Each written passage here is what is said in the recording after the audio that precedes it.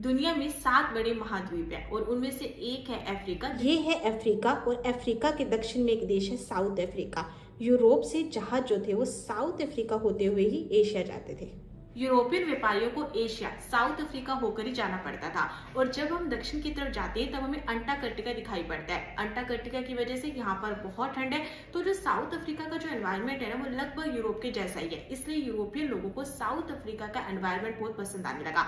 South Africa को cap of good hope का नाम भी दिया गया। सबसे पहले यहाँ पर डच आते हैं, वो यहाँ पर आकर रहने लगे। इसके बाद में ब्रिटिशर्स ने यहाँ पर अपना कब्जा कर लिया। अंग्रेजों ने यहाँ पर कॉलोनियां बनानी शुरू कर दी, जिससे यहाँ पर श्वेत और अश्वेत के बीच में संघर्ष देखने को मिलता है। श्वेत यहाँ पर शासन करने लगे और अश्वेत लोगों को यहाँ पर लेबर बनाया जाने लगा। अंग्रेजों ने जब साउथ अफ्रीका पर कब्जा किया था तब बहुत सारी जमीन जो उपजाऊ थी उसको उन्होंने अपने लिए फार्म में कन्वर्ट कर लिया, अपने लिए बड़े बड़े फार्म लैंड बनवाए।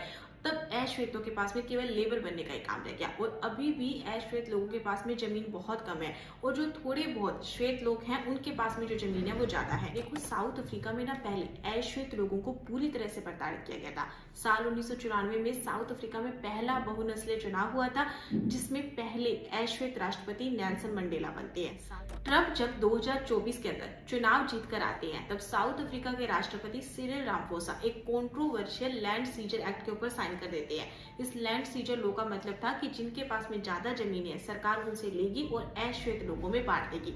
इस पर सिरिल रामफोसा ने कहा कि हमारे देश में साल 1994 से जो मांग चल रही थी अब वो पूरी होने वाली है। ट्रंप को ये पसंद नहीं आती है। अब ट्रंप यहाँ पर कहते हैं कि अगर आपने ऐसा किया तो जो अमेरिका आपको फंड देता है वो फंड रोक देगा। साउथ अफ्रीका ने अमेरिका की बात नहीं मानी। इसके बाद में अमेरिका ने साउथ अफ्रीका पर और प्रेशर बनाना शुरू किया।